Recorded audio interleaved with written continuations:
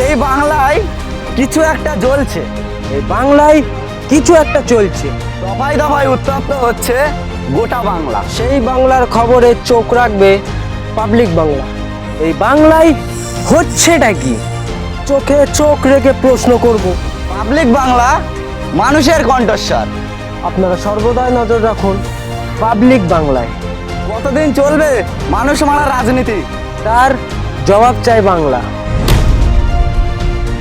ওরা হচ্ছে এই মোদাসের মাল, মোদাসের আছে না ওর মতন, ওই ফোনে কথা বলে। মনে করো আমরা আইএসএফটা করব, ওইটা ভেবো না।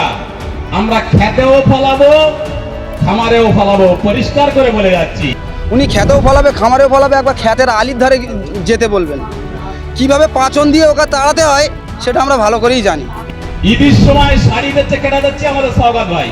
তারপরে যদি আবার ফের মনে করো আমরা আইএসএফটা করব, ওইটা ভেবো না। মানে ভোটটা আসতে দাও, তারপরে মানে কে কতটা দৌড়াতে পারে সেটা তো অবশ্যই দেখা যাবে। মানে মনে করতেছে যে একটা মোস্তান দিয়ে ভাঙড়কে দাবিয়ে রাখবো। নওশাদ সিদ্দিকী এখানে উন্নয়ন কিছু করেনি। ওর কাজ হচ্ছে সাধারণ মানুষের সঙ্গে প্রতারণা করা। ওটা ভো আওয়াজ, ওটা ভো আওয়াজ। ও ফাঁকা এই ফাটা কলসির আওয়াজ বেশি। হ্যাঁ, প্রশাসন তো ওদেরকে ছেড়ে রেখে দিয়েছে বলে ওরা এই দুর্নীতিটা করতে পারছে। যত চাপ সৃষ্টি সব আইএসএফের ছেলেদের ওপরে। মানে আইএসএফের ছেলেরা কিছু করতে গেলে কেস দিয়ে দিচ্ছে, ভালো কাজ করতে গেলে কেস দিয়ে দিচ্ছে, সব দিকে মানে আইএসএফের ছেলেদের বাঁধা পড়ছে, কোনো কাজই করতে পারছে না।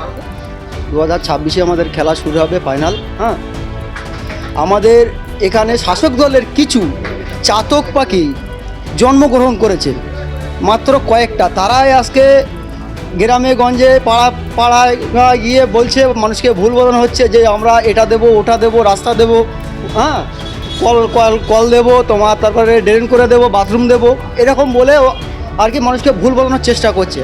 আসলে ওদের হাতে কিছুই নেই, ক্ষমতাটা আছে শাসকের হাতে। শাসক মনে করলে বহুত কিছু করতে পারে, না মনে করলে কিছুই নয়। গরিব মানুষের যেটা হক সেটা গরিব মানুষ পাচ্ছে না। শাসক সবই দেখতে পাচ্ছে, দেখেও না দেখার ভান করছে, চোখ বুজিয়ে আছে, মনে করেছে যে এখনও সকাল হয়নি, ভোরের ঘুমটা ঘুমিয়ে যাচ্ছে। আচ্ছা, তারপরে আমার একটা কথা, কিছু কিছু মানুষ আমাদের দল থেকে নাকি চলে গিয়েছে। আমরা এটাই বলতে চাই যে যারা গিয়েছে তারা কিন্তু আজ থেকে বছর 3 আগে আইএসএফ করতো, তারা আর আইএসএফ করে না, তাদেরকে বাদ দেওয়া হয়েছে। আমরা তাদেরকে আর নিই না। যে বলেছে যে পলিহাটে 2 নম্বরের অঞ্চলে ছিলাম, সে নিজেই জানে যে পলিহাটে কিসের দায়িত্বই ছিল। তাকে জিজ্ঞাসা করবে যে কিসের দায়িত্ব।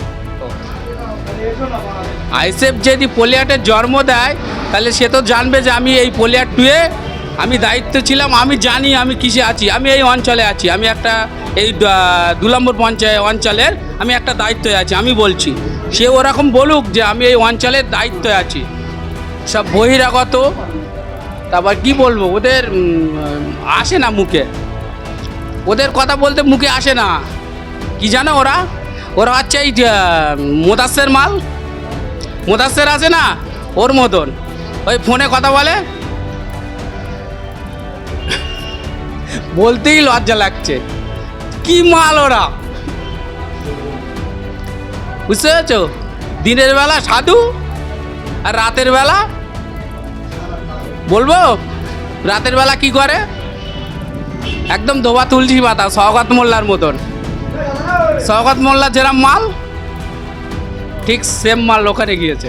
তারা বলছে 2026 বিধানসভায় যারা তৃণমূল কংগ্রেস এই অঞ্চল থেকে যোগ দিয়েছে, দাদার হাতে আবার পুরো পলিহাট 2 নম্বর অঞ্চল তুলে দেবে। দাদা না কাদা, ও দাদা কাদা হয়ে যাবে। এটা হচ্ছে পলিহাট 2, আইএসএফের শক্ত ঘাঁটি। ভাঙড় 2 নম্বর ব্লকের মধ্যে যদি পলিহাট 2 থাকে শক্ত ঘাঁটি আইএসএফ এখান থেকে রাজনীতি তৈরি করে এই শ্যামনগর। আর এই শ্যামনগর শেষ কথা বলে, ভাঙড়ের শেষ কথা শ্যামনগর। ওরকম ওই আব্বাস কি ওসব নাম ধরতেই ঘৃণা লাগছে, বুঝতে পেরেছো? এখানে তোলা তুলে খাবে, ওখানে তোলা তুলে খাবে, বুঝতে পেরেছো? মাটির ব্যবসার তোলা তুলে খাবে।